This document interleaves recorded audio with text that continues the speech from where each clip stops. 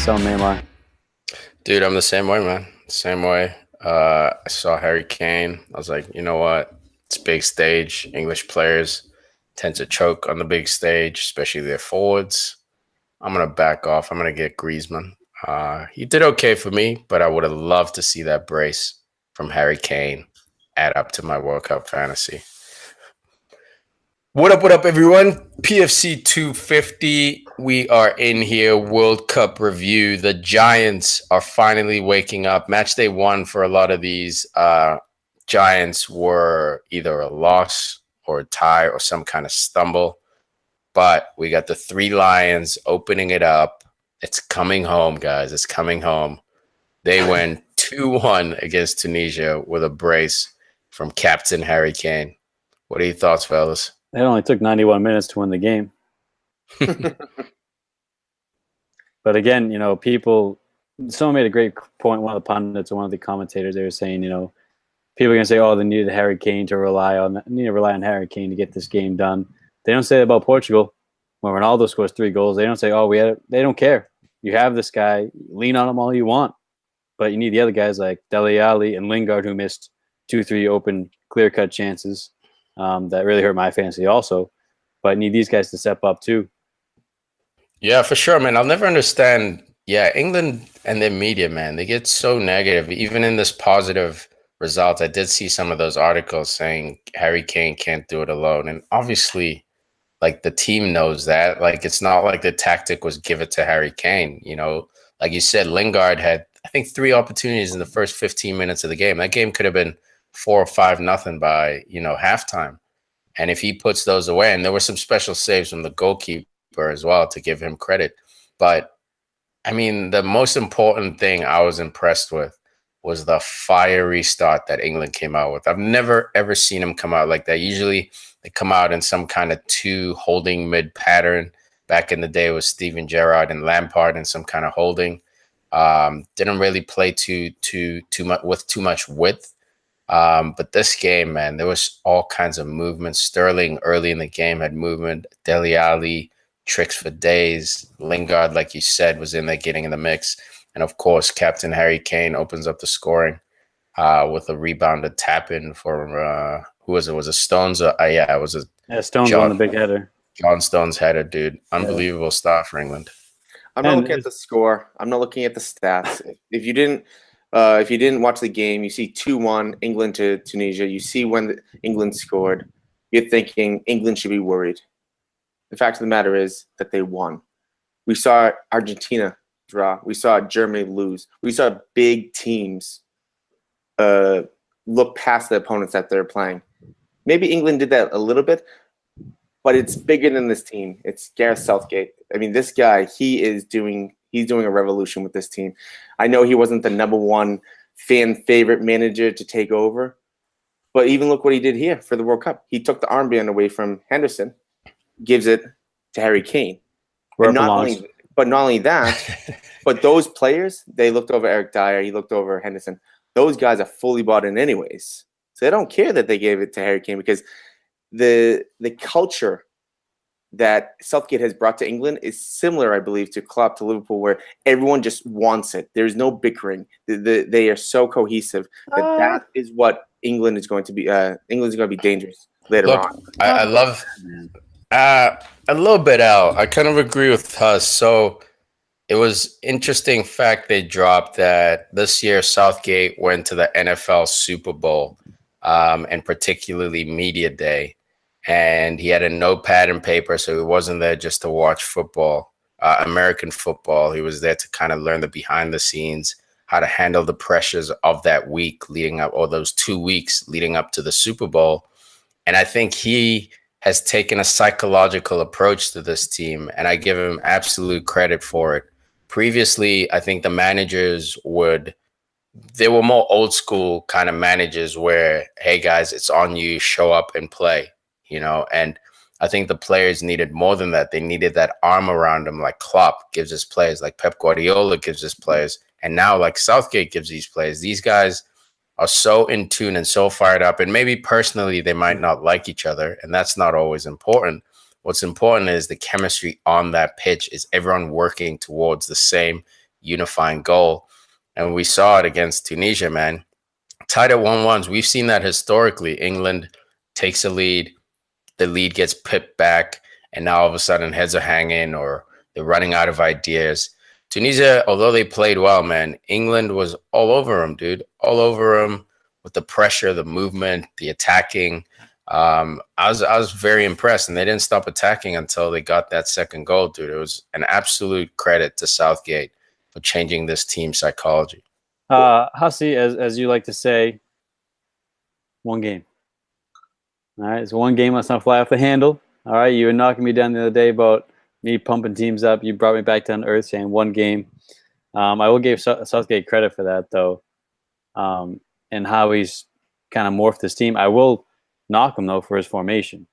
You can't – I mean, why are you playing Raheem Sterling in an advanced role down the middle? I mean, this isn't Manchester City. I know he could kind of do it for them. Get this guy out wide. Play three up top, man. Play Sterling, Harry Kane in the middle, and Rashford on the left, or Lingard on the left, Dele Alli up the middle. Why are you playing Sterling? Why are you going with he's not number 10? Why are you trying to play him as number 10? Yeah, the issue is that they were going with the three at the back, so they went 3-5-2. So you have a point where Sterling was a little bit more narrow. So what you're thinking is that they should play a 3-4-3. He was useless. Absolutely useless. Was useless. Put another striker up there. Just play two up top. Screw it. Yeah, you already have Ali and Lingard.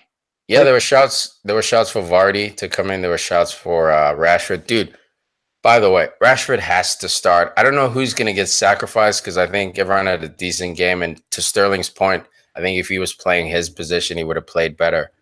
But the magic that comes on with this kid, Rashford and what's his name? And oh, come on, Loftus-Cheek, dude. Yeah, oh my God. Dude, as soon as those two came on, that right side of the pitch was owned by England. And it's no coincidence that the corner came from one of those guys' attacks. You know, the corner where Harry Kane got the winning goal. It was unbelievable the last 10 minutes when those two guys were on the pitch.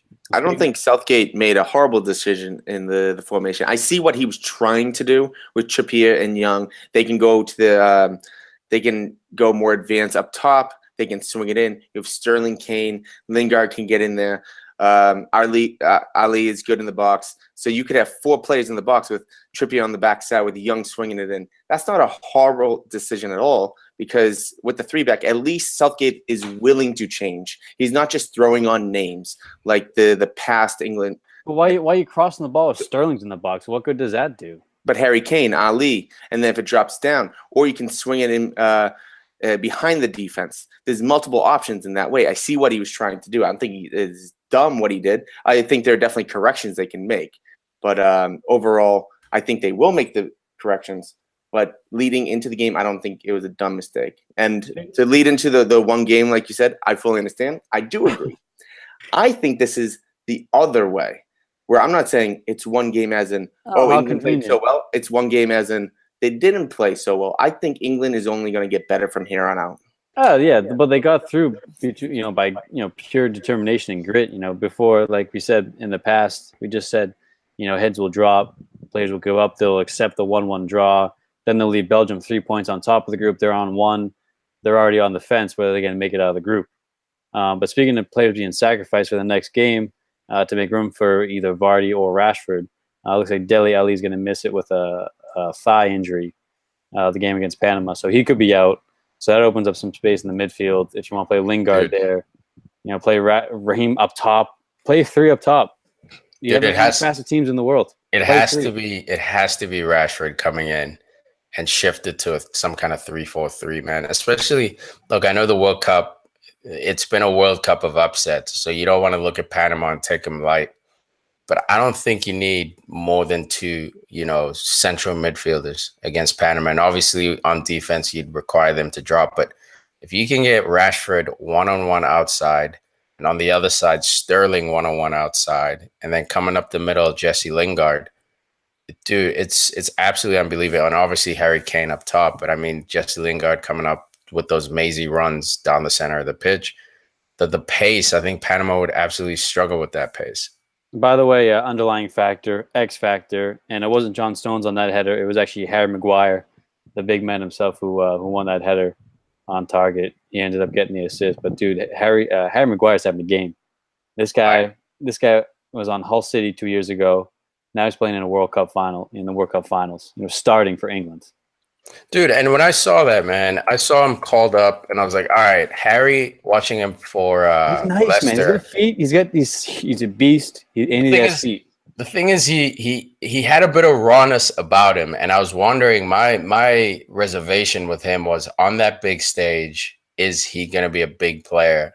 And he answered the questions, man. There were some times where he got a little carried away, dribbling the ball, or sometimes trying to be a little too calm. But I think that's also part of Southgate's system of, maintaining possession and using those three center backs to build out of the defense from. But yeah, man, I'm impressed with Harry Maguire. What I'm most impressed by Harry Maguire is the set pieces, man. Him and Kane were getting rugby tackled on every single set piece. And it's kind of poetic that on the one set piece where they decide not to rugby tackle Harry Kane, he scores a buzzer beater. But, man, VAR, I think this is the next challenge for VAR. I'm okay with them wrestling and stuff for now. But at some point, we got to address this problem. Kind of like 3 or 4 years ago, people were kind of okay with diving. And by people, I mean, the people who were in charge of the game, the refs, would kind of not punish it as much as they do today. So I think the next challenge, man, is to get this VAR and start being stricter on these corner kicks. Because it's one thing to jostle, and if you're both holding each other and you're wrestling, that's cool.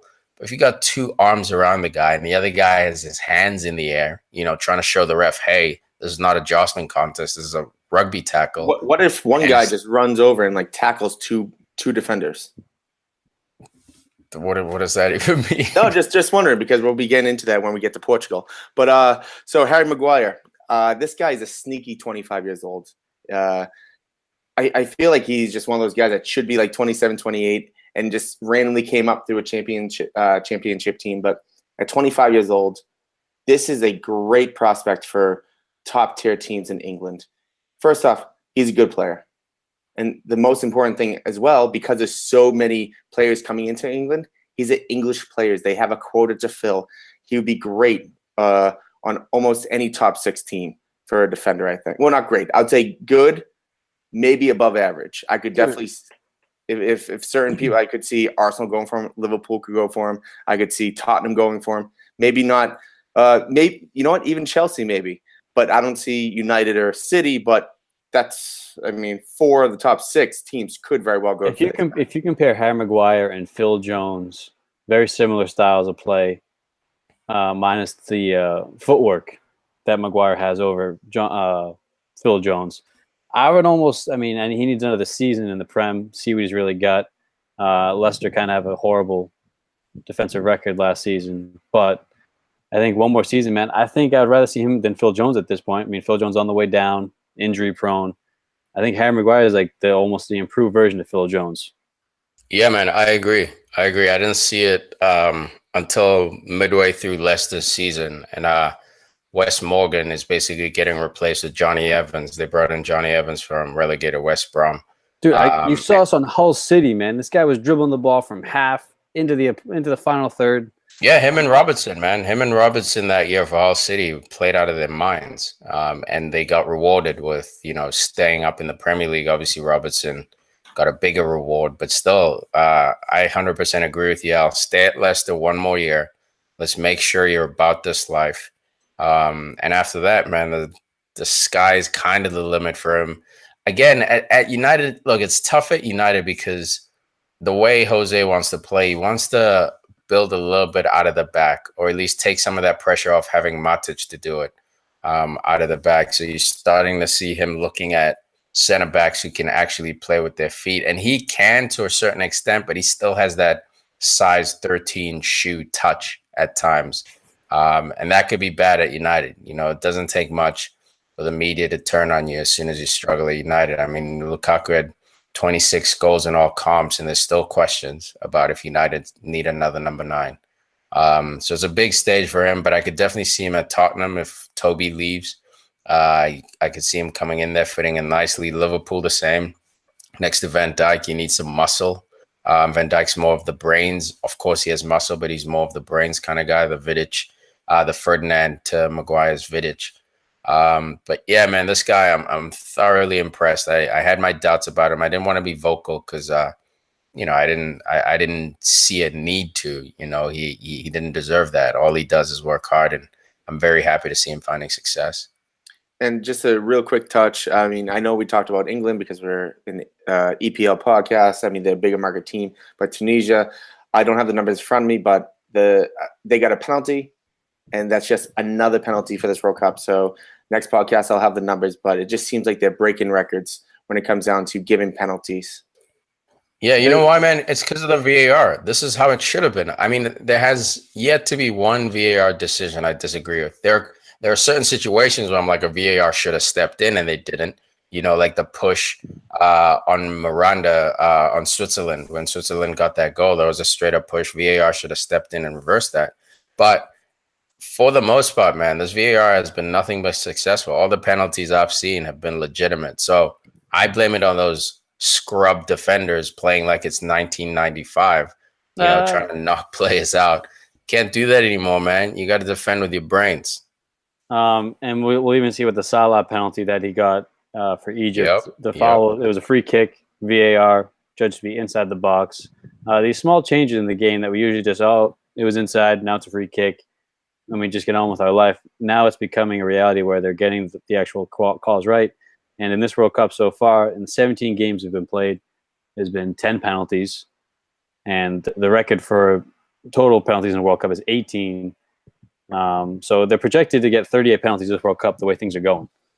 So, yeah, and it's fair, man. I know there's a heavy contingent of people saying, the game is evolving, blah blah blah. You're changing our game, but the game's too fast for these human referees, man. And I think at some point also, while VAR is there now, I think at some point also they might have an electronic system for offside because it's such a fraction play. And I love that with VAR, the linesmen, the assistant referees have been instructed to let the play continue.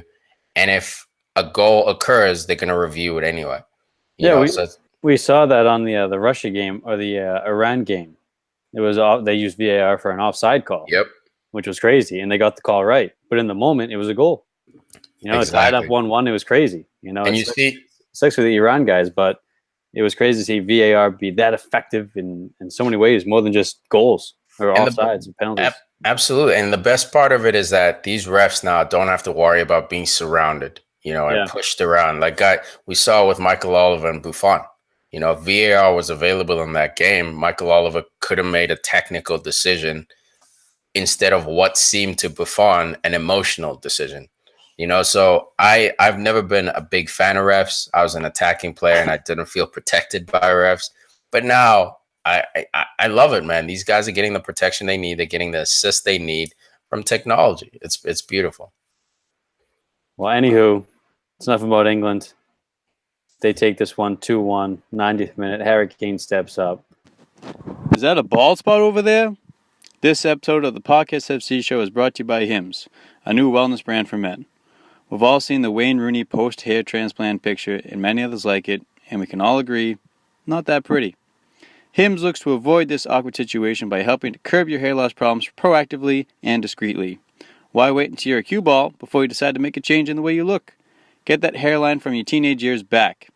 Hims will help you regain your confidence with the ladies or men without having to undergo any drastic surgical procedures or dodgy medicines as seen on TV at 3:30 in the morning.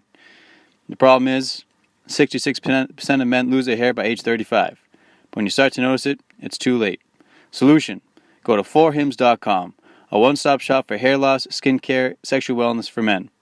Thanks to science, baldness can be optional. Hims connects you with real doctors and medical-grade solutions to treat hair loss. Well-known equivalents to name-brand prescriptions to help keep your hair. No waiting room, no awkward doctor visits, and save hours by going to 4hims.com. It's so easy. Answer a few quick questions, doctor will review and prescribe you, and products are shipped directly to your door. No waiting in line, no wait rooms, none of that stuff. Very simple. So, if you order now, our listeners get a trial month of Hims for just $5 today, right now, while supplies last. See website for full details. This would cost hundreds if you went to the doctor or a pharmacy.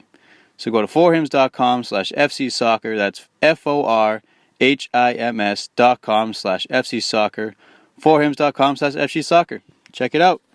The team of the group, the dark horse of the tournament, the Red Devils, talking about Belgium, and the one, the only. You listening, Snacks?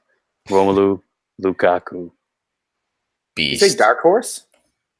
Dark horse for the As tournament. in, like the as an underdog? As far as the general public is concerned, yes. They're in top 4, top 5 for a lot of people, I feel like. General public. Yeah, People that don't know the game, they're not looking to Belgium to win. They're looking to Brazil, Germany, France, even England. They'll look to before Belgium. And I'd look to Belgium before England. What's that? Mexico too, man. But yeah, dude, Belgium. Early great goal, man, from Dries Martens, man. Looping shot, so many good goals. Another great goal in this World Cup. Out of nothing, right after halftime. Another chance for the goalie. I was questioning almost his involvement in this game. Hazard was on the bench, but he got that goal, so he earned his spot with that goal. And then you got Lukaku coming in with the brace. Kevin De Bruyne playing beautiful balls again through the field, and in the second goal from Lukaku, man, just a little chip finish, just class. Dude, I think Hazard started, if I'm not mistaken. He did. It was his brother that started on the bench. Oh, I'm an idiot. Yeah, it was. It's all good, bro. It's all good. It's all good, but he did make it on the field though. He made it in for Mertens with the 83rd minute. That's what I was looking at. Thorgan. Yeah, Thorgan getting some love, but man, Panama, I applaud their efforts. That entire first half, Belgium was looking stagnant. Of course, Belgium was enjoying the lion's share of the game, but there was nothing really going for Belgium. It's not like with England when we saw so many chances and goalie pulling saves out of his ass. There wasn't much of that for Panama. They stayed organized. They frustrated Belgium. But unfortunately, you knew once one goal goes in for Belgium, it's all going to fall apart because then it's going to raise their confidence and they have world-class players on their team. And Panama just won't be able to match up. And even worse, you concede a world-class goal. One of the goals of the tournament, even after Mertens scored, you saw his face. He was like, holy shit, I might live forever in this highlight reel. And after that, obviously, the backs were broken of Panama. They tried to keep up, but they kept constantly fouling, arriving to the ball late. So many yellow cards after that goal. They were absolutely frustrated. But yeah, Lukaku, man, gets a brace. And this is also Panama's first appearance in the World Cup, in their history. So to keep Belgium 0-0 till halftime, and then after that goal goes in, it's just that one goal. You're never really going to get it back. But they showed spirit, man. They only got here because the USA lost. So by good fortune, they qualified for the World Cup. But great showing, great representation for Panama. The Panamanians are fucking pumped. They're happy, and the team did the proud. Yeah, man. Even you could see during the national anthem, some of the players crying, especially the captain Roman Torres. He was the guy who scored that goal that dashed the U.S. hopes of going to the World Cup. That buzzer beater goal he scored in qualifying. If you ask Rivaldo, man, he'll say that's a sign of weakness if you cried during the national anthem. Yeah, look, I've heard that too, and it was a hot topic in the 2014 World Cup when Brazil, after every game, in the group stage, were just bawling their eyes out. Guys like David Luiz just crying. I think the emotions of being in your country, playing for Brazil, which is the most legendary national team in the world, got to him, and I think that's part of the reason why that seven goal game happened to them. It's just the stage was too big. The event was too big for them. So you could maybe say the same with Panama. I think it's a little bit harsh that Rivaldo has that stand, but there is something. Well, I'm not saying about Panama, man. Panama, I can't imagine no one in your country's history has made it to this point, and here you are, man. I can't. It's goosebump worthy just thinking about it. And you're playing against guys you see in the EPL, La Liga every week, and now all of a sudden you're gonna match up with Romelu Lukaku. Good luck. By the way, the Kevin De Bruyne assist on that goal, the outside of the boot, sure. Good Lord. Anyone who thinks that was not intentional is a maniac. You clearly haven't watched Kevin De Bruyne all year. Those kind of passes are in his locker. He saw breakfast. it before it even happened. But Yeah. Panama, I mean, this is a team, when they saw Belgium come in, just the power that they had, the strength, the speed, the passing ability, everything was top notch. I'd be very surprised if Panama has ever seen this type of performance in front of them. So, Non-CONCACAF.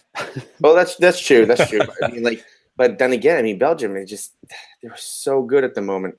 Lukaku got the 2 goals, snacks. He kept coming at us in the text messages, talking about CR7, how he said he was going to get the golden boot after the hat trick. But you know what? Lukaku got 2. I could very well see Lukaku still keep form. Cristiano got that 1 other one, so we got 4. Lukaku is 2 now, so anything can happen. I think Lukaku will still be in that race to the end. Dude, 2 goals. 2 goals is so great for his confidence too. He got a goal in the last World Cup, but to hit the first game, 2 goals. I mean, this guy, he really thrives off confidence. So, man, dude, anything. You got your big man scoring goals right away. Belgium's in good shape. Love it, man. And check this out, where Batshuayi doesn't even get on the field. I mean, Thorgan Hazard, Chadley are going in before this guy. Chadley's nice, bro. I know he's but Batshuayi, when he went to Chelsea, everything was ruined. I mean, he sat on the bench. He wasted himself. If he went somewhere else where he played week in, week out, I could very well see him, Batshuayi, being one of the options coming off the bench. Yeah, it's like Mingole, man. You know, he went to Liverpool and now he's not even playing for his national team. You know? You think he's got ruined? You think he's going over Courtois? Hey, man, you better beat him up. Maybe Mignolet's doing the agent to get Courtois to Liverpool. Mingus. Yo, leave my boy Mings alone, dude. But yeah, Batshuayi finished his season at Dortmund and was absolutely world class for them. So I'm hoping his agent is working overtime to make that deal permanent. Because going back to Chelsea, even if they get a new manager, those fans, you know, you haven't really won them over. You're kind of going into a semi-hostile environment. But in Germany, he was free to do whatever. They lost Aubameyang, so there's a hole there to fill, and he filled it nicely for him. So I don't know why he would stay. I'm a little surprised you guys haven't given a shout out for someone else that's on the bench. He used to be with Man United. He's only 23 years old, which I'm actually surprised about. Oh, Yanni? Januzaj. What about him? I thought you guys were going to mention him at all for just like making the team, being on the bench. He's a quality player, man. I don't know about all that. I think he's an okay player, and we'll keep it moving. I'm not going to talk shit about poor Adnan. He's doing his work in Spain. Keep it up, bro. This group ends, doesn't end. After match day 1, I should say, Belgium up top on goal difference with 3 points. England tied with them with 3 points as well. Tunisia and Panama sitting at the bottom in that order with 0. Next match day 2 for them is going to be very telling. It's going to be make or break for Panama and Tunisia, so look out for them to come out swinging. Group F, quickly to wrap this one up, we had the other Group F game in our previous podcast, and when we recorded it, the second Group F game hadn't been played. The other Group F game was Mexico-Germany, upset of the World Cup so far easily. But here we got Sweden beating South Korea 1-0 in what I felt was a bit of a stalemate kind of game. One goal is always going to decide it, and in this game it was a PK. As I was quoted earlier, so many PKs being given out this World Cup, and Sweden was fortunate to have one of them, a legit one too. Dude, but they had their big man from the back come up and take the penalty, the captain. Everyone's like, what's this? Was it John Terry taking this? What's this guy doing? Comes up and slots it, bro. Drove me nuts, man. I picked up Berg. Berg in qualifying absolutely killed it for Sweden. He was sucks. I was like, oh, PK, this is easy. Berg's going to take it. Who's this lumbering Peter Crouch motherfucker? Great goal, though. Great penny. Yeah, great penny, man. I can't hate on that. Great penny. And Berg did have his opportunities in this game. I think he had one inside the 5, bro. Inside the 5, and somehow the South Korean goalie was able to save it. So he had a couple of big saves this game, man. And I'll give Tom a shout out for his boy Forsberg, taking shots from all over the place. But he looked lively. He looked awake and dangerous. I wouldn't be surprised if he picks up a couple goals as the tournament goes on. Well, this is a huge tournament for Forsberg just because of the traction that he's getting in Germany. We already know that Liverpool, I think Arsenal at one point was looking at him. This guy, if he has a good, better than good performance, he's going to be moving. Maybe not this summer, but next. Well, look, he came out this week, and you know me, I'm always reading the news. He came out, actually, it was last week, and said he wants out of RB Leipzig. So he put himself on the market. So pressure's on him, man. It depends. Are you going to move to Everton, or are you going to move to Liverpool or Arsenal? And this World Cup is your stage. You get to prove it right here, right now. To Sweden's credit, man, they were absolutely lights out against South Korea. South Korea had 5 shots in the entire game, 0 on target. Son felt the need to come out after the game and personally apologize to his teammates for taking a nap, basically. I mean, to play 90 minutes and the keeper doesn't make a save once, you're not playing Spain, you're not playing Brazil, you're not playing Germany, you're playing an equal opponent, you know, for the most part, and to not register a shot. And Sweden had 15 shots, 5 on target. So it was absolutely impressive. And we've talked about this before with the South Korean players. This is a huge tournament because there's a chance that they will have to go to the army if they do not perform well. Well, look, time out. That is speculation. There is a rule, not a rule. There is a law that South Korean males have to serve, I think, before the age of 26 in the military or in some kind of military capacity for 2 years. I don't think they have this threat over their heads. Look, they might, but like, just to let fans out there know before you go into your office quoting that Son is going to go serve in the military after this World Cup. We say it in jest, but there is a law saying they have to serve, and I'm sure he's going to work something out to where he can either do it later or serve as some kind of ambassador. I don't think they would pull this guy, their best player, out of the EPL to go serve in the military. I think it's got to be money. I mean, it's the same thing in Spain when you hear that players are going to go to jail. They're only going to go to jail if it's a certain amount of months. Then they pay a big fine and they're not going to jail. So I think the same thing is going to happen with these players, especially for some. It's great marketability for the national team in general. So it would be dumb for them to take it up, because then all these young players that they want to come through the ranks, they would have no one to look up to. So he's not going to the army, but I won't be surprised if someone on that team is. Yeah, look, they might. Absolutely might. This group wraps up with Sweden and Mexico tied on top. Same exact goal difference, +1. 3 points on top. Germany, South Korea, dragging here. Match day 2 is going to be crazy for Germany. You know they're going to come out swinging. I bet you they wish, as Tom said, they could fly in Leroy Sané right about now. But I'm not too worried about the Germans. They'll be fine, man. Their system is – they'll at least make it out of the group. I don't know if they're going to go as far as we all thought, but I think they'll find a way to make it out of this group. Group A, the hosts. Mother Russia out here doing work, man. 8 goals, 1 conceded in 2 match days. They beat Egypt and Momo 3-1 here. I think the score could have even been bigger than 3-1, man. Russia's system, these guys are executing on a superior level, man. There's no cuteness about it. They have 1 or 2 Dousters and Golovin. But, man, the way it's not even a pack-it-in system. It is kind of sit back and absorb pressure, but it doesn't seem as negative as some of the other countries who play the system feel. It's disciplined, but it's pragmatic, it's disciplined, but it's also, they play forward. They don't shy away from attacking, and they've scored some great goals this tournament. Shurshishev, another goal. He's got 3 in the tournament. And the big man up top, man, with a great goal, Zuba. This guy hadn't played for Russia in 2 years. 2 years he didn't play for the national team. Gets called up to the World Cup squad. 2 goals in 2 games.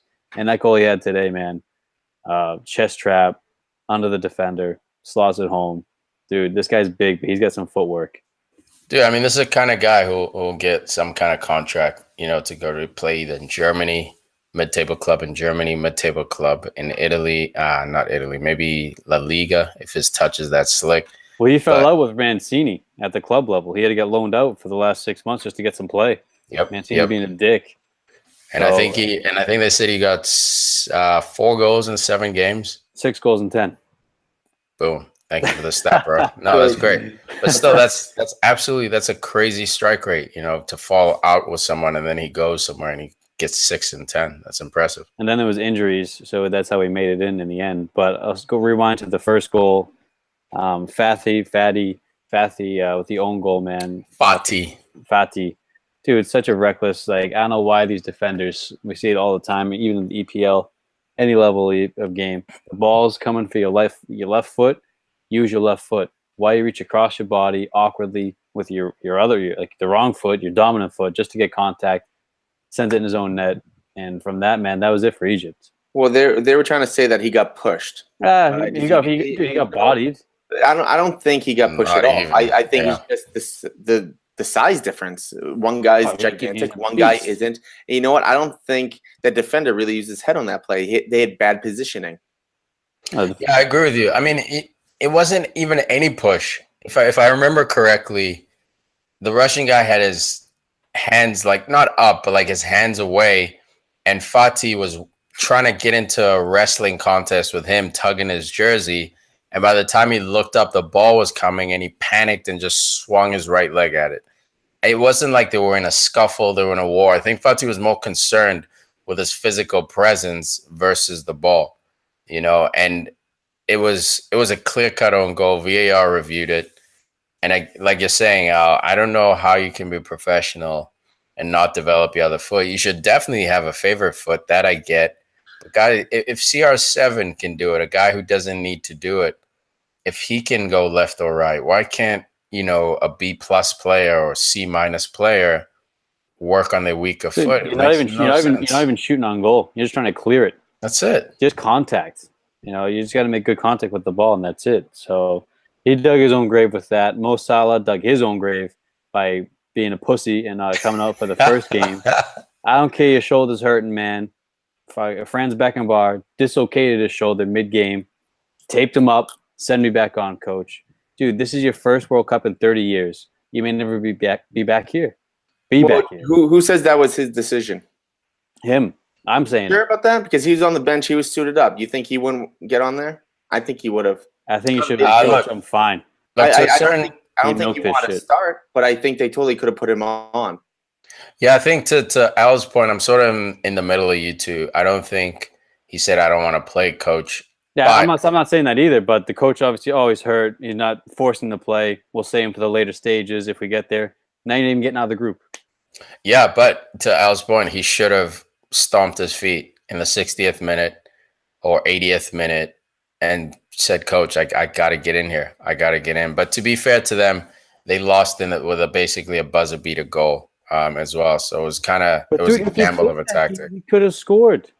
Yeah, I agree, man. I agree. He would have. And the system they were playing was that counterattack system, boot it to the guy up top, hold it up, wait for support. And that's essentially how Liverpool plays, a little more prettier, but essentially get it up to Firmino, let him hold it off, and he brings Salah and Mane into the play, and off they go to the races. So he definitely would have been valuable in that first game, man, even if it ended 0-0. I think him being there as a threat would have caused the other team, the opponent, to be more honest. Yeah, game plan for him. Well, I think there was multiple different things that were wrong for Egypt. First, El Nene was a shadow. He was barely even on the play, on the pitch. He was horrendous.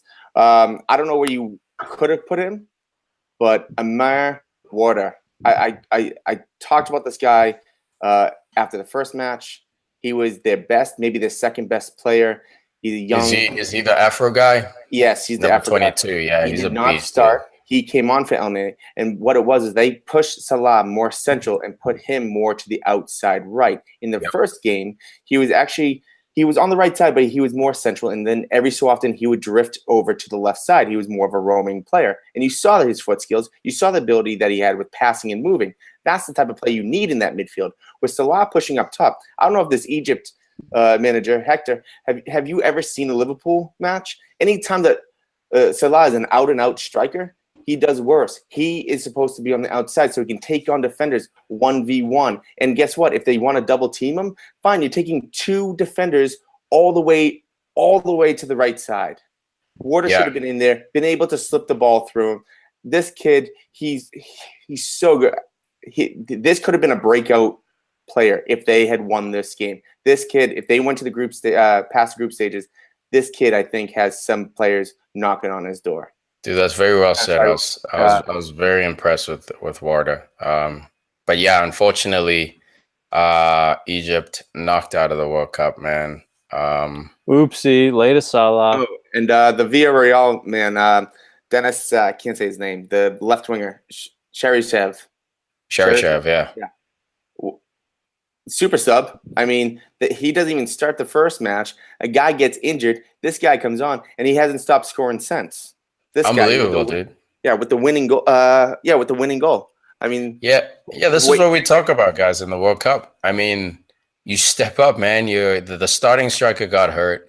This guy comes on, scores a brace in the first game, and now in this game scores another goal. Like, this guy's playing for a contract, man. He's playing for interest. Even if he doesn't leave his club, he can approach a renegotiation and say, look, I'm getting interest from A, B, C, D, E club.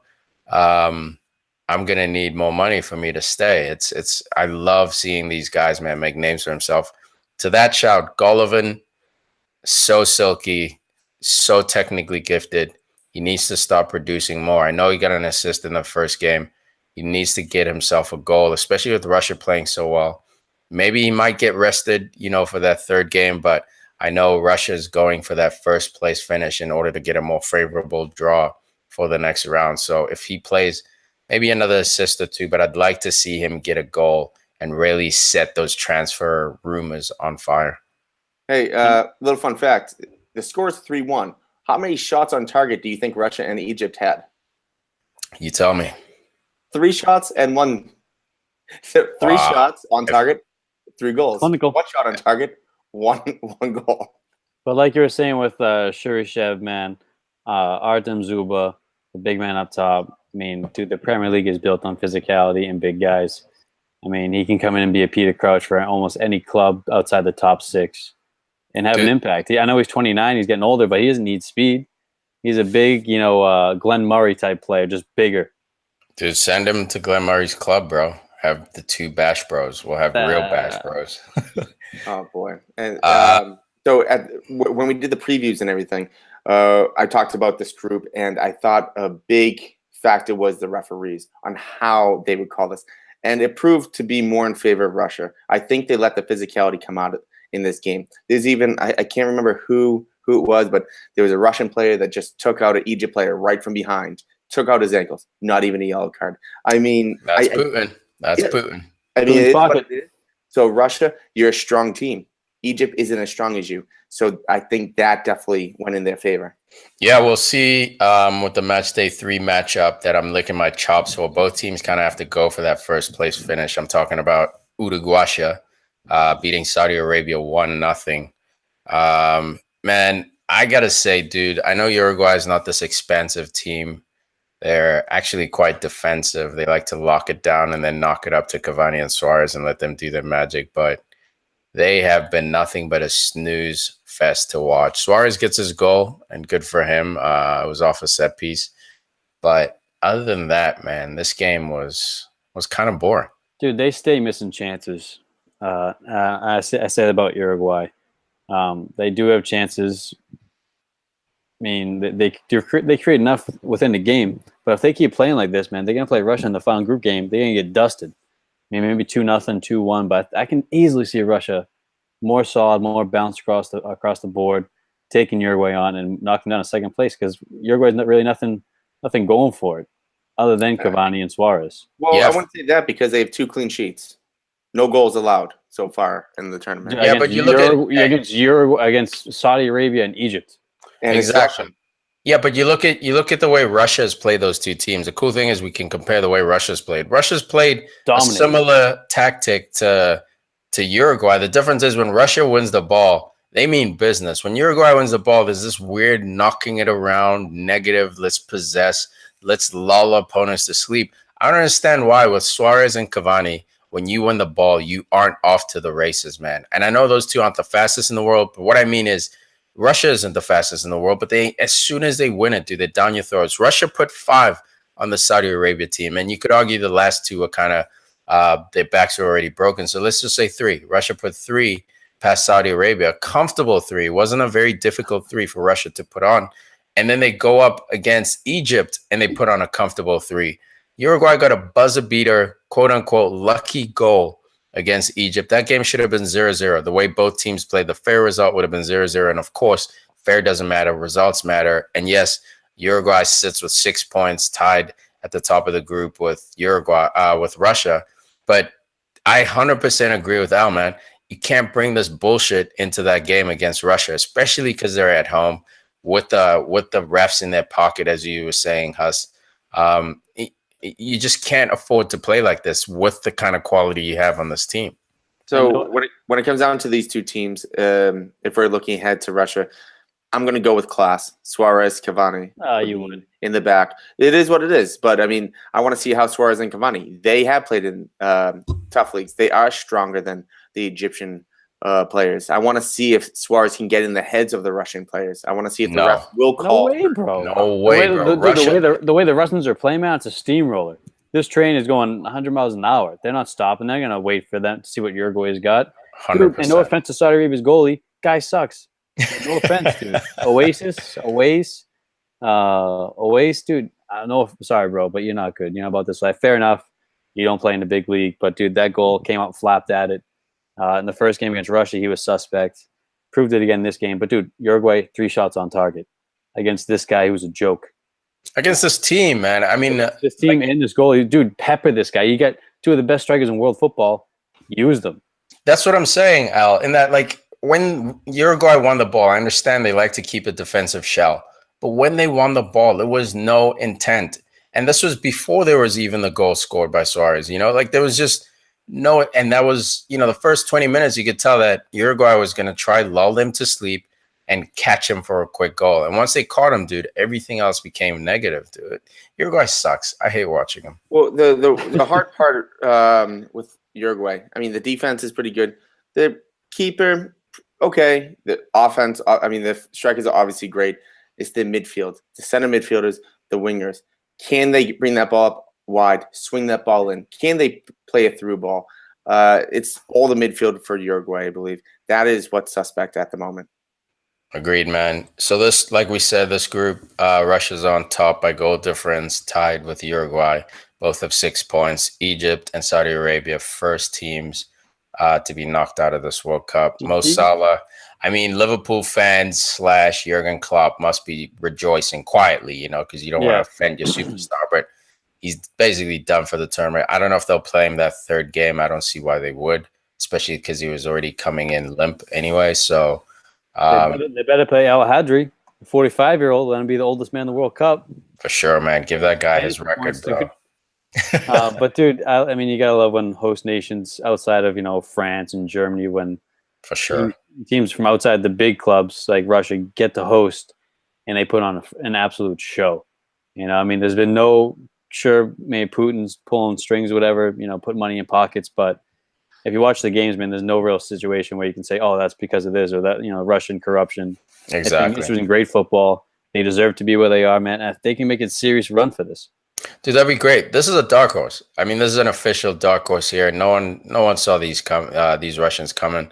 Obviously, I had them going through this group. I had them going through second, which still might happen.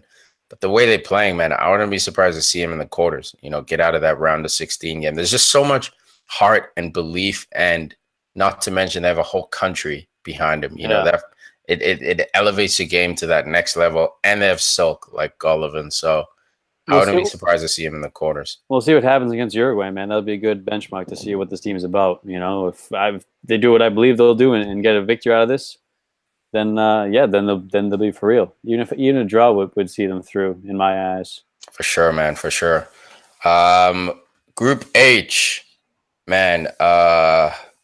Real quick with this one, dude. We're gonna open up with Colombia and Japan. I know Poland and Senegal were the higher ranked opponents, but it was just so painful to see how many Colombians were in the stadium, and for them to go 2-1 down to Japan. Carlos Sanchez, what the fuck, bro? Dude, all their own making. All their own making. I mean, the penalty was just a joke. 3 minutes in, you're down to 10 men, and you're down a goal. By the way, I have in fantasy, so thanks for that too, buddy. I saw that, dude. Yeah, I saw him. You had him since match day 1. I was like, wow, sneaky pick by L. I didn't know he was that cheap. I was like, this dude is about to get L some at least clean sheet points. Nothing, bro.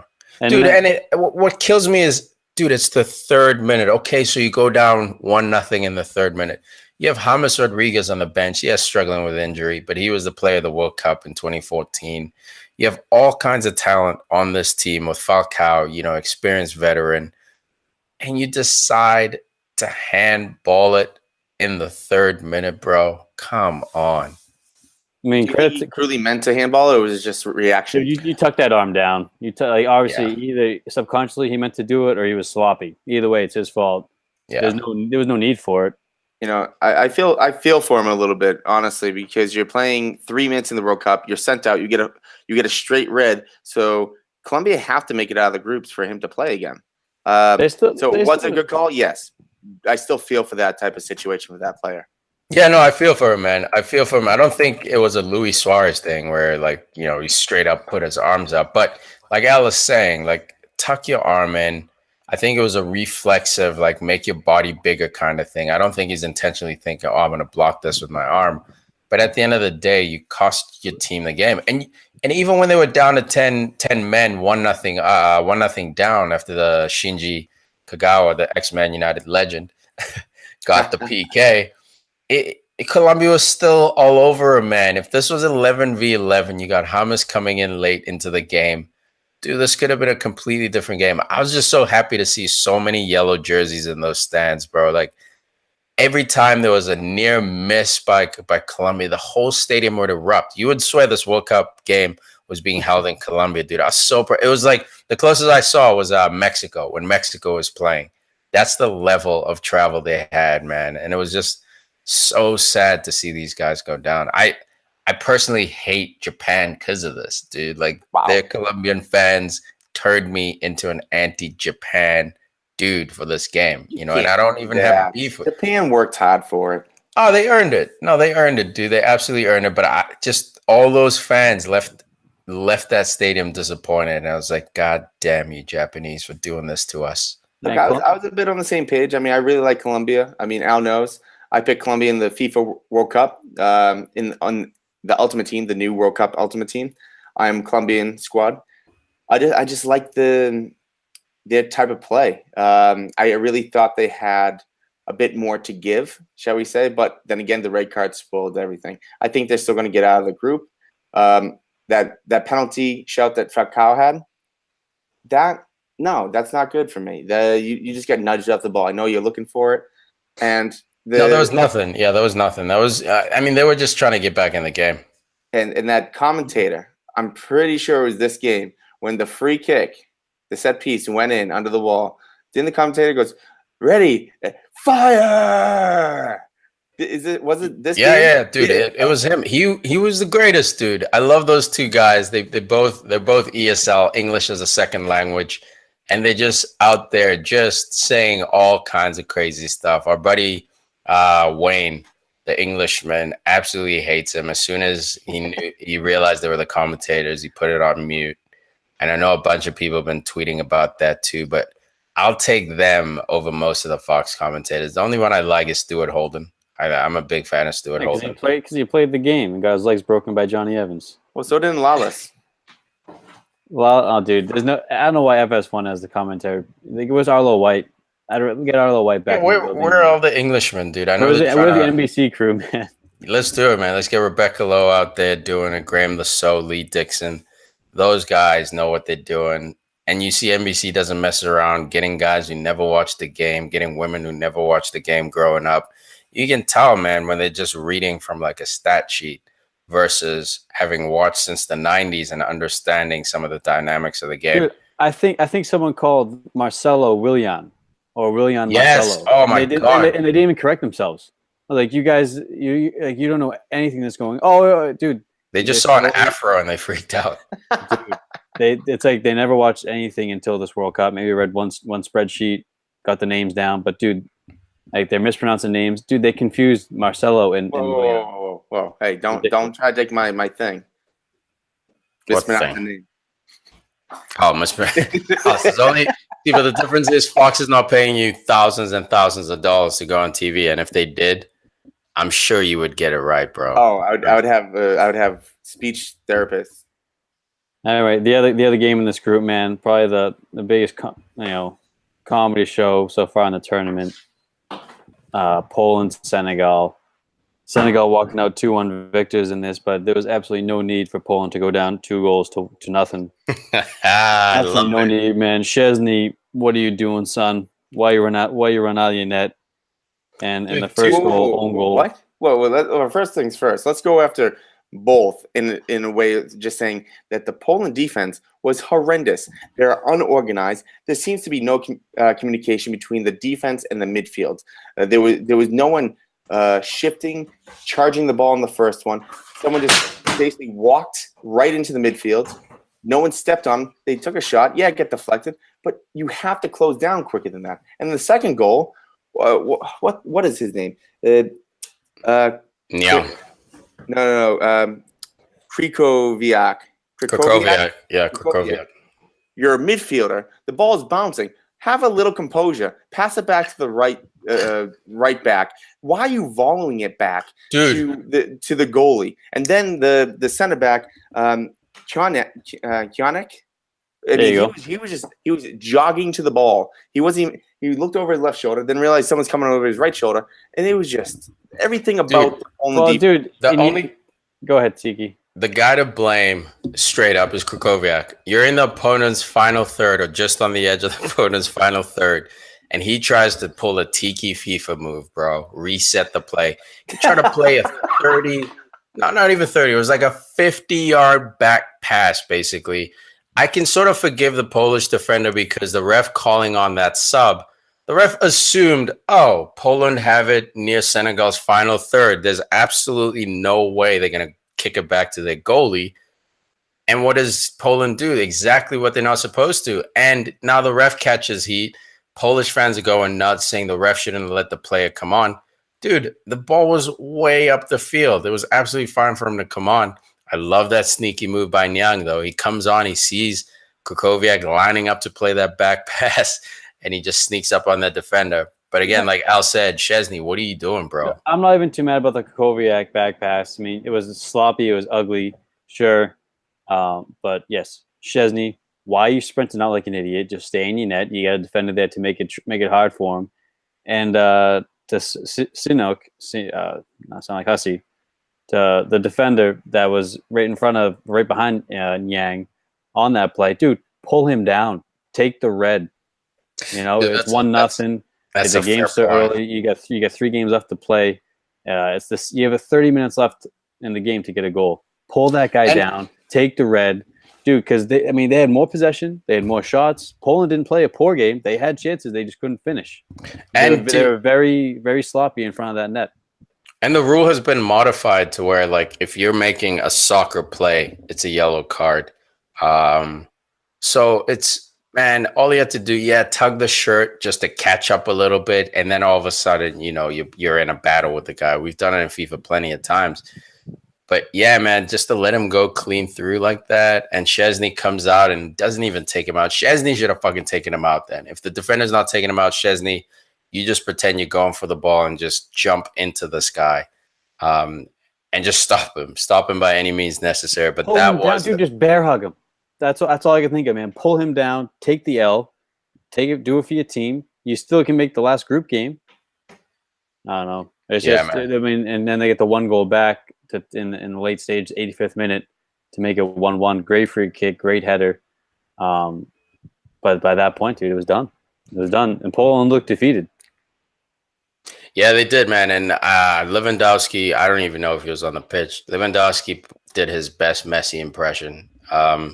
Didn't do a goddamn thing. Obviously, he had sniffs here and there, but for who he is, for this top 5 forward we talk about. He's been picking a lot on these German players. But to be fair to him, he was a top goal scorer in qualifying. But if you look at who Poland played, you'll understand why he was the top goal scorer in qualifying. So, dude, props to Senegal though, man. I love it.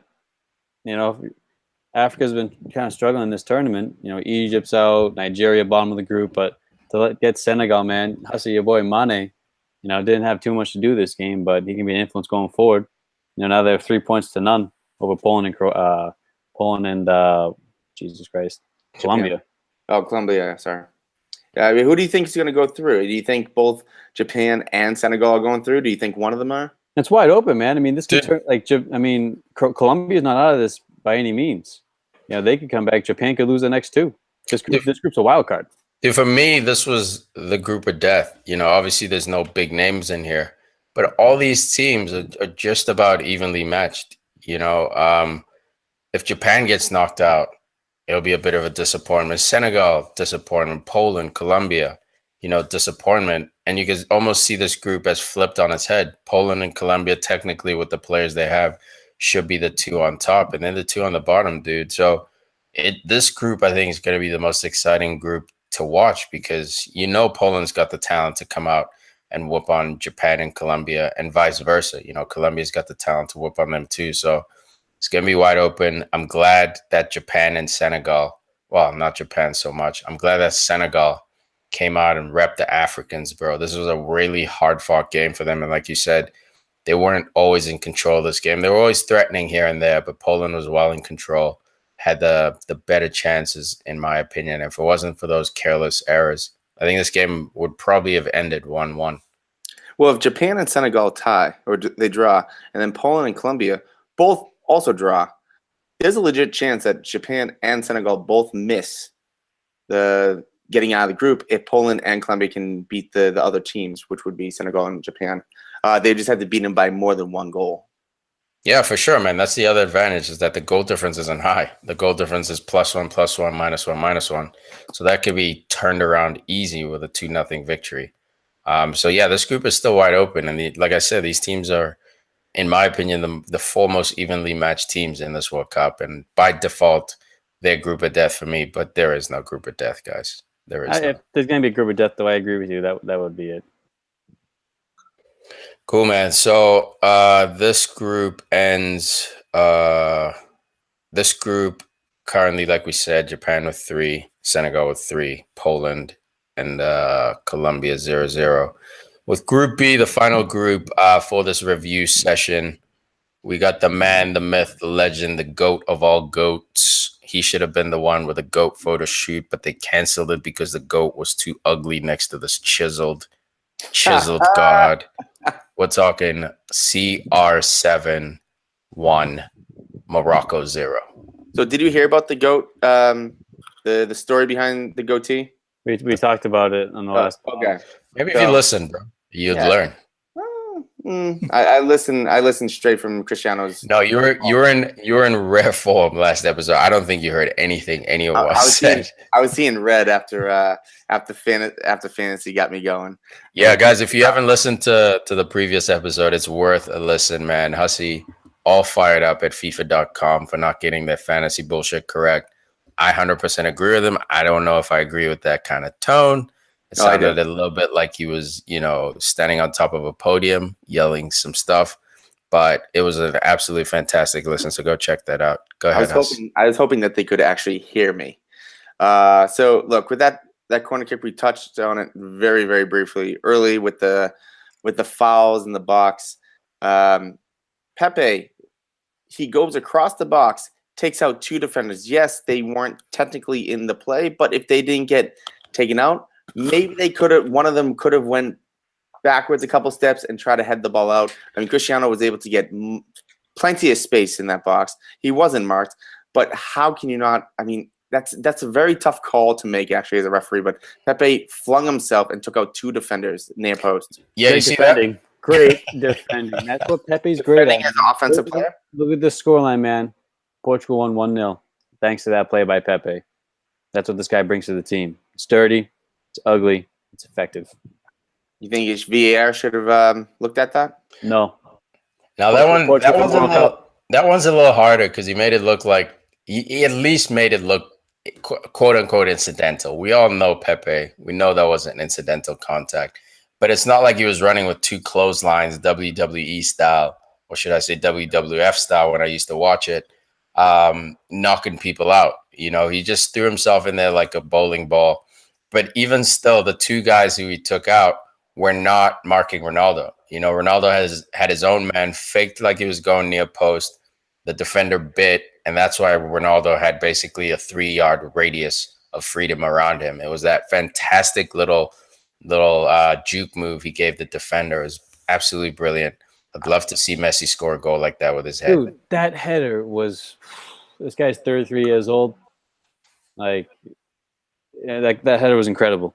It was just, dude, he wanted it. I mean, it comes down to it's just such a stupid expression, but dude, he just wanted that ball more than anyone else on the field. And he wants. And with that goal, he became the all-time leading goal scorer in international play for Europe. Surpasses Frank Puskás, whose record stood for about 40 plus years. Legend. Now he's sitting on 84 goals, I believe, for Portugal, which is a record for him. Yeah, it's a record for international play, and the only one ahead of him is the guy from like 109 from Saudi Arabia, I think, or Iran. Messing that one up now, but dude, there's only one person in world football that has more goals than Cristiano Ronaldo. Not Pele, not Maradona, dude. Like someone from Asia who played in bum-ass leagues who scored a bunch of goals. I think World Cup goals, yeah, because Pele has like 1,200 international goals. Yeah, international. Yeah. Absolute beast, man. I mean, he read that play very well. The thought process that it takes Cristiano to see the ball in the air and to make that move is by far, I mean, second to none in the world. He's that good, and he has the power to outrun somebody, to throw someone to the ground. I'm still hung up on the fact that very well should have been a foul against Pepe, taking out 2 players. And to even say that they weren't even in the play, it doesn't matter. If there's someone that's in the far end of the field and they get slide tackled, it's still a foul, even if they're in a breakaway. I agree, but the difference is this is a corner, right? This is what I said VAR needs to address. That's what I'm saying. I mean, there are guys being bear hugged, but like this is consistent. Like, had they called that, it would have been inconsistent because they consistently don't call bear hugs. We saw Harry Kane, literally a guy had his 2 arms locked around him, dragging him down, and that wasn't called. So if Pepe runs into 2 players, I don't think that should be called either. Eventually, once they correct that, yeah, call it across the board. Don't pull a Mike Dean and call it 1 or 2 games Whenever you feel like it, yeah. Like let's get it across. There's no more, there's no more jostling and wrestling. There's too many gray areas, and I think there always will be. The penalties are now, I mean, almost completely locked down to VAR.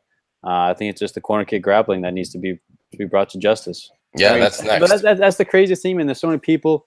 You get 15 people in the box making crazy movements. As a referee, it's tough to see everything that goes on.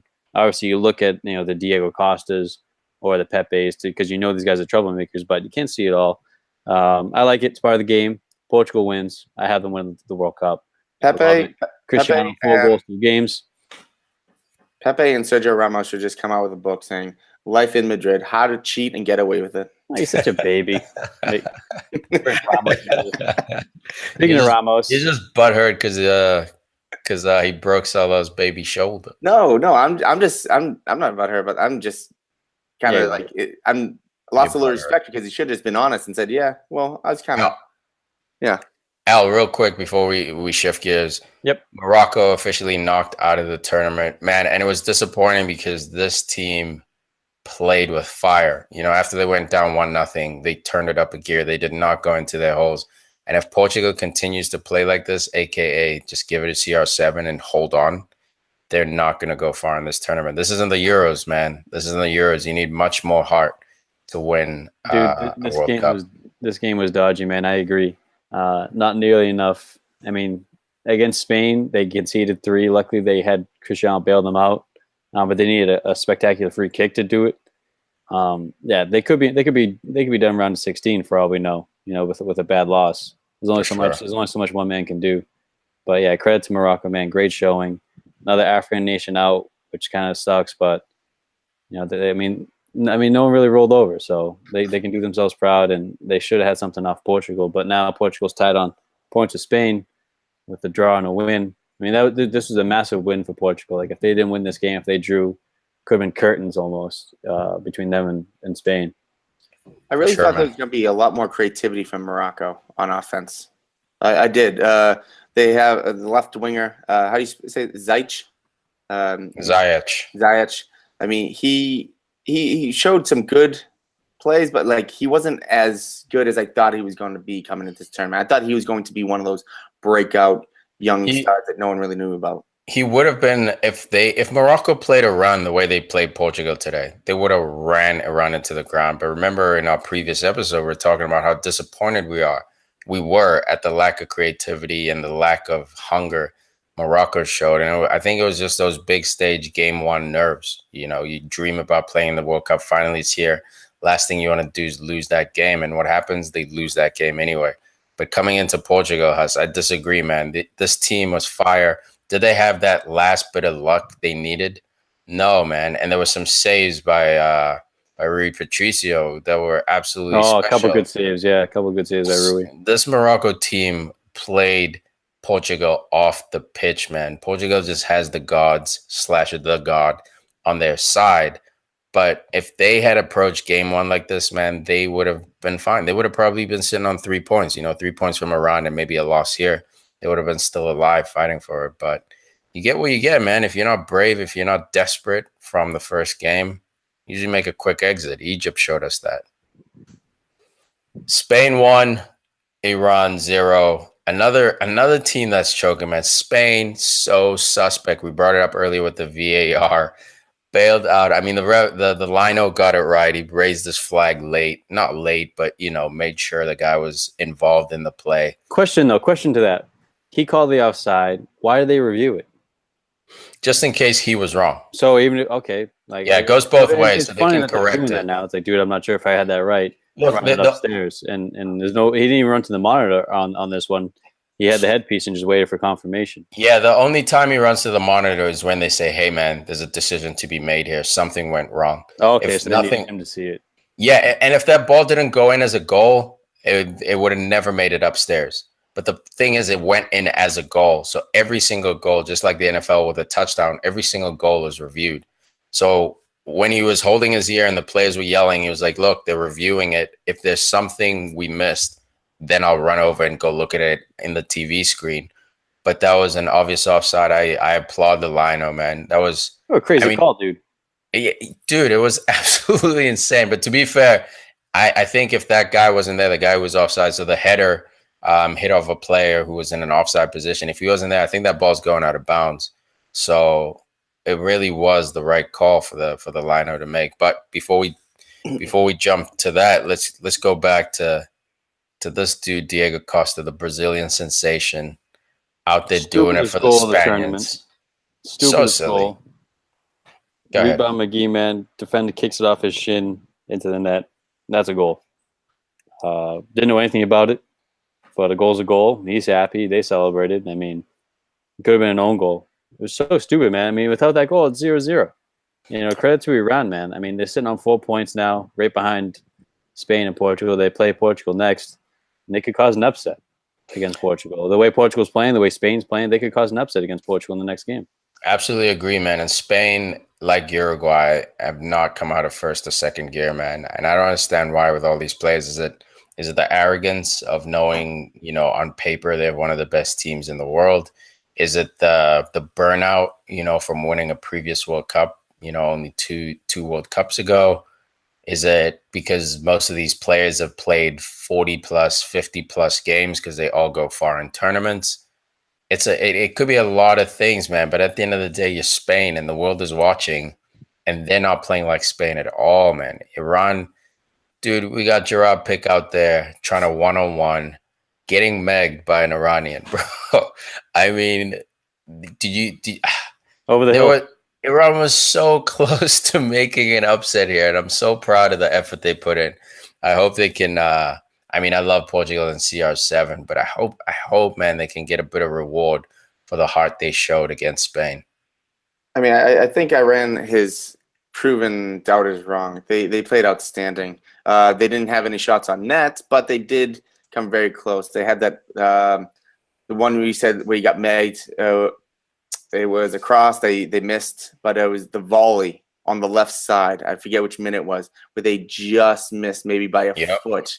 Yep. That could have been a game changer altogether. And with Diego Costa, to say that it was lucky, yeah, to a point, but you make your own luck because Costa, that is the type of player that he is. He 100%. gets in there. He caused havoc time and time again. And that goal right there is what Chelsea missed this year.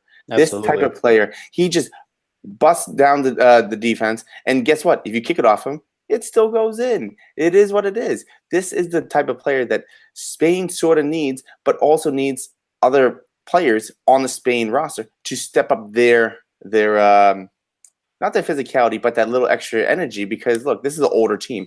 The average age of the starting 11 is probably 30, or 29 at least. This is an older team. So when Iran is just running down their throats, yes, Spain had the possession, but there's been times that Iran had this flair, like we saw with the Meg, that Spain's like, oh crap.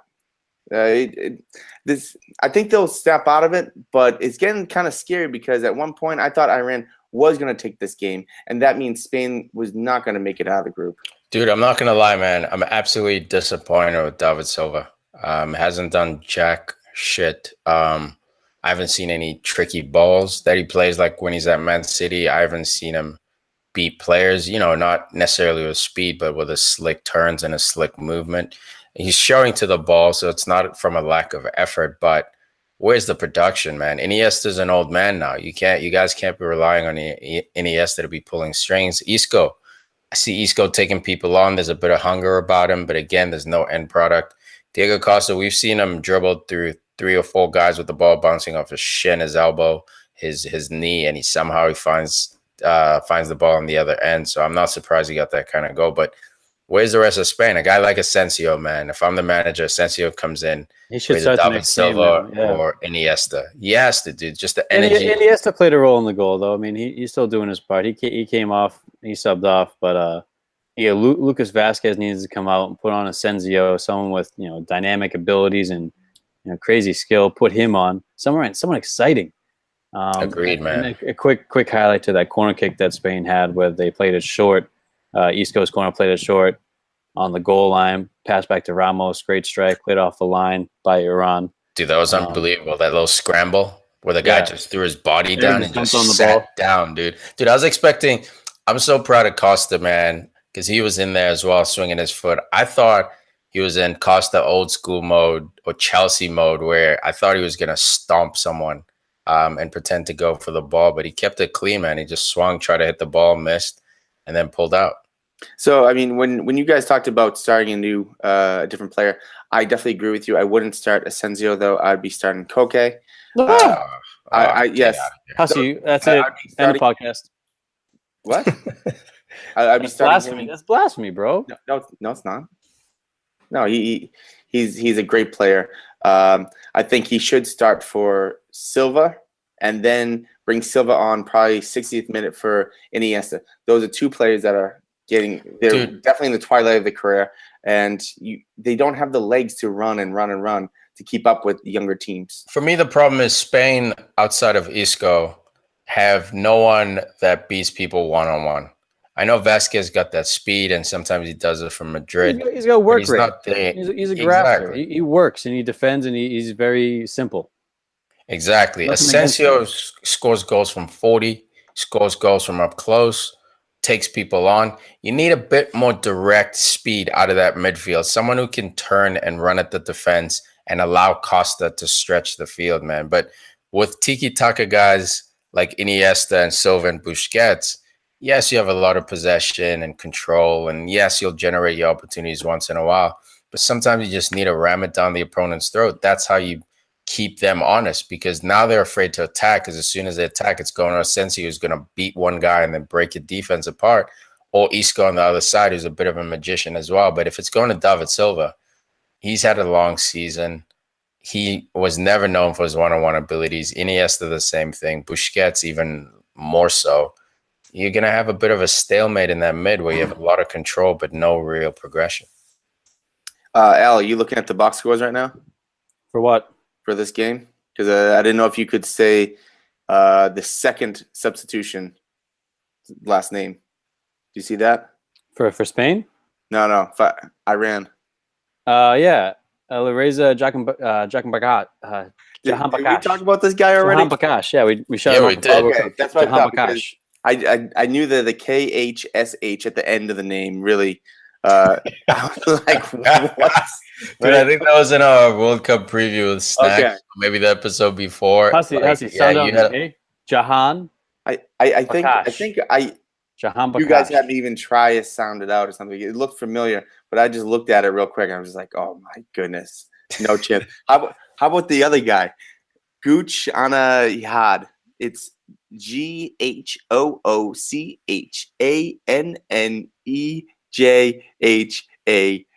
You almost ran out of letters in the alphabet for this guy.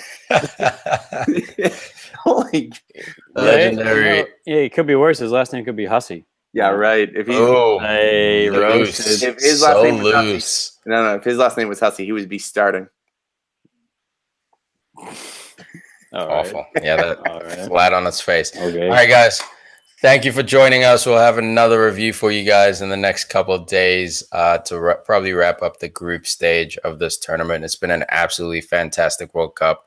Good to see England pushing on. Like Huss said earlier, we are an English Premier League focused podcast, so we tend to lean on the side of the English. So does most of the world. But thank you for joining us. We appreciate it. Leave your comments on our Facebook, on our Twitter, all over the place, social media. Keep on downloading. Keep telling your friends. We appreciate it. Anything else before we go, guys? One thing I forgot to mention during the Portugal game, Rui Patricio looks to be signed, or he did sign for the Wolves for the EPL. No, it's just Wolves. It's just Wolves. It's not the Timberwolves. The Wolves. Wolves. But that's a great signing. For anyone that doesn't know what's going on in Portugal right now with Sporting, look that up because that's crazy between the director and the fans charging the team and players getting injured. They're all just canceling their contracts right now, and guys, they're trying to go with the other teams. That's a big left turn. Real quick, guys, if you haven't looked this up, this is insane. This is almost like Tony Montana running a club. So the sporting director is it the sporting director or the president of Sporting? You guys will have to look that up.